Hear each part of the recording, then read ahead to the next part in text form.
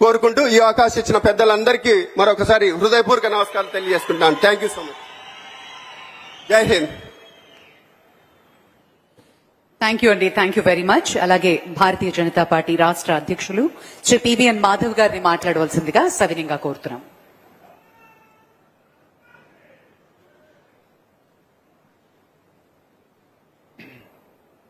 అందరికీ నమస్కారం.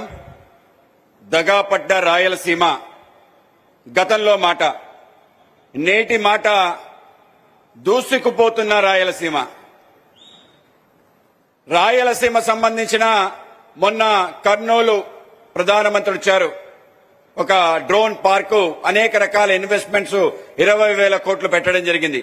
అలాగే నిన్న మన యొక్క చిత్తూరు పుట్టపర్తి ప్రాంతంలో ఎక్మా, రాయల్ ఎన్ఫీల్డ్, ఫైటర్ జెట్స్ సుమారు 1,00,000 కోట్ల రూపాయలు పెట్టుబడులు పెట్టడం జరిగింది. అలాగే దగా పట్టడానికి అతి ముఖ్యమైన కారణం కడప.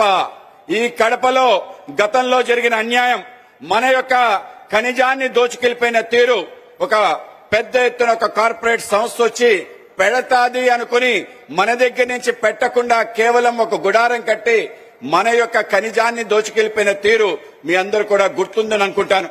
కనుక అటువంటి దగా పడ్డ ఈ యొక్క రాయలసీమని అద్భుతంగా దగదగలాడే విధంగా చేస్తూ మొన్న బంగారాన్ని మన దగ్గర నుంచి బయటికి తీసుకొచ్చారు.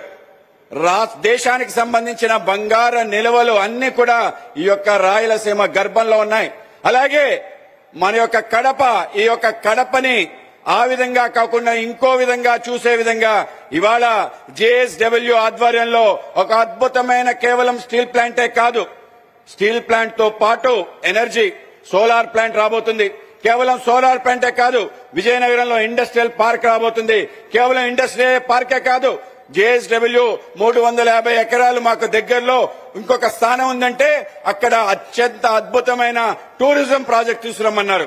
కేవలం అదే కాదు, ఆయన చెప్పారు ఆయనకు సంబంధించిన జేఎస్డబ్ల్యూ సంబంధించిన ఏవైతే కేటలాగ్ సంబంధించిన ఉన్నాయో అన్ని ఏది చెప్పినా నాకు ఇక్కడ స్థలం ఉంది తీసుకురా, ఇక్కడ నాకు భూమి ఉంది, ఇక్కడ ఈ వసతులున్నాయి, రా రా అని చెప్పి ఆ విధంగా మన ప్రాంతాన్ని దూసుకుపోయే విధంగా చేసిన మన గౌరవ ముఖ్యమంత్రి శ్రీ చంద్రబాబు నాయుడు గారికి ఈ సందర్భంగా ధన్యవాదాలు, అభినందనలు తెలియజేస్తూ, అలాగే ఈ యొక్క కార్యక్రమానికి మన మధ్య ఉన్న కేంద్ర మంత్రివర్యులు శ్రీ భూపతి రాజు శ్రీనివాస్ వర్మ గారికి, అలాగే జమ్మలమడుగు శాసనసభ్యులు శ్రీ ఆదినారాయణ రెడ్డి గారికి, అలాగే రాష్ట్ర మంత్రులు శ్రీ సబిత గారికి, అలాగే మన గట్టుపాటి రవికుమార్ గారికి, అలాగే మన యొక్క మా కలెక్టర్ గారికి, అలాగే ముఖ్యంగా మన ప్రాంతంలో ఇంతకుముందు అడుగుపెట్టారు కానీ ఈ రోజు అడుగుపెట్టడం ప్రత్యేకత.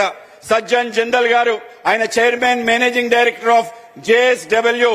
ఒకసారి వస్తే మొత్తం ఆయన సంబంధించిన అన్ని పరిశ్రమలు కూడా ఇక్కడికే వచ్చే విధంగా చేసే నాయకుడు మన యొక్క చంద్రబాబు నాయుడు గారు. I want to tell one small thing Sajjan Jindal ji. In 2014 we have AP Reorganization Act. In AP Reorganization Act there is a clause for two things. There are 11 projects to come to Andhra. There are two things. One is Kadapa steel plant and second is railway zone in Visakhapatnam. For these two things, what was written in our act is study the feasibility of formation of a steel plant in Kadapa and formation of a railway zone in Visakhapatnam. These two things were studied by the expert groups. Mecon has studied, SAIL has studied. Both of them has given unfeasible. Same in the case of Visakhapatnam railway zone also. They said it's unfeasible. Both unfeasible things were made feasible only because of our two leaders in the country. One is our Prime Minister Narendra Modi garu and our Chief Minister Chandrababu Naidu garu. These two people are unhoni ko honi karne wale, impossible ko possible karne wale log hai. Isliye all these two things are in place. We have got Visakhapatnam railway zone, South Coastal railway zone with Visakhapatnam at the headquarters, and also Kadapa steel plant. Kadapa steel plant ఇక్కడ రావాలని చెప్పి అనేక మంది కలలు కన్నారు. ఇక్కడ ఉండి అందరూ కలలు కన్నారు. స్టీల్ ప్లాంట్ రావటం కష్టమన్నారు. అనేక సార్లు ఇక్కడ భూమి పూజ జరిగింది, ఇది కూడా వాస్తవమే. కానీ ఈ రోజు జరుగుతున్న కార్యక్రమం ఏదైతే ఉందో వాస్తవికమైన ఒక ప్రయత్నం జరుగుతుంది. కేవలం గతంలో సెయిల్ రిపోర్టు, మెకాన్ రిపోర్ట్ చదివాం, కానీ ఈ రోజు జరిగేది ఏంటంటే వాటి రెండిటికి భిన్నం. ఇక్కడ ఖనిజ సంపద మిగతా అనేక రకాల విషయాలు లేవు. ఆ లోటులన్నీ తీరుస్తూ ఇవాళ జేఎస్డబ్ల్యూ ఆధ్వర్యంలో అతి ముఖ్యమైన అతి చౌకగా అతి అద్భుతంగా గ్రీన్ ఎనర్జీ ప్రాజెక్ట్ రాబోతుంది. గ్రీన్ ఎనర్జీని ఉపయోగించుకొని గ్రీన్ స్టీల్ రాబోతుంది. వీళ్ళు ఆలోచించిన పద్ధతి ఏంటంటే స్క్రాప్ ఏదైతే ప్రపంచ వ్యాప్తంగా ఉందో దాన్ని ఇంపోర్ట్ చేసుకొని ఆ స్క్రాప్ ని స్టీల్ లా చేసి ఆ స్టీల్ బార్స్ లా తయారు చేసి దేశంలో జరిగిపోయే ప్రపంచంలో జరగబోయే అన్ని ఇన్ఫ్రాస్ట్రక్చర్ ప్రాజెక్ట్స్ కూడా మీ కడప నుంచే వెళ్తుంది. అది మీ అందరూ కూడా ఆనందించాల్సిన విషయం. కనుకనే ఈ స్టీల్ ప్లాంట్ రావటం కేవలం ఒక స్టీల్ ప్లాంటే రావటం లేదు. ఇందాక చెప్పాను కదా, దాంతో పాటు అన్ని రకాల విషయాలు తీసుకొస్తున్నారు. వాళ్ళు ఇప్పుడు leaders not in just energy, not in steel, not in infrastructure, అలాగే అన్ని రకాల ఇండస్ట్రీస్ లో డిఫెన్స్ సంబంధించిన, కార్ సంబంధించిన, పెయింట్ సంబంధించిన అన్ని రంగాల్లో జేఎస్డబ్ల్యూ ఇప్పుడు లీడర్ గా మారింది. కనుక ఆ లీడర్ ని మన లీడర్ మన ప్రాంతానికి తీసుకొచ్చి మరింతగా ముందుకు తీసుకెళ్లే విధంగా ఆలోచన చేస్తున్నారు. మనందరం కూడా తప్పనిసరిగా కేంద్ర రాష్ట్ర ప్రభుత్వాల యొక్క ఆలోచన, నరేంద్ర మోడీ గారు ప్రధానమంత్రి గతిశక్తి అని చెప్పి తీసుకురావడం జరిగింది. గతిశక్తి అంటే ఏదైతే మౌలిక సదుపాయాలు కల్పించాలో దాని యొక్క గతి.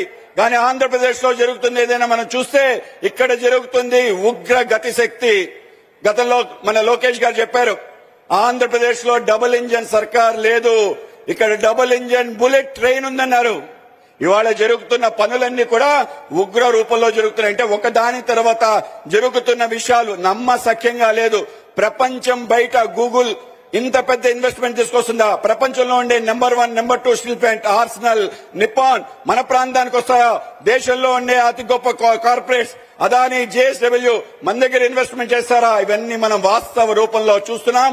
అదే ఈ యొక్క డబుల్ ఇంజిన్ యొక్క బుల్లెట్ ట్రైన్ యొక్క స్పీడ్. కనుక మనందరం కూడా నడవాలి. ఇటువంటి ఒక అద్భుత క్షణంలో మా ప్రాంతంలో విజయనగరంలో ఒక ఇండస్ట్రియల్ పార్క్ రావడం కూడా అంతే అద్భుతం.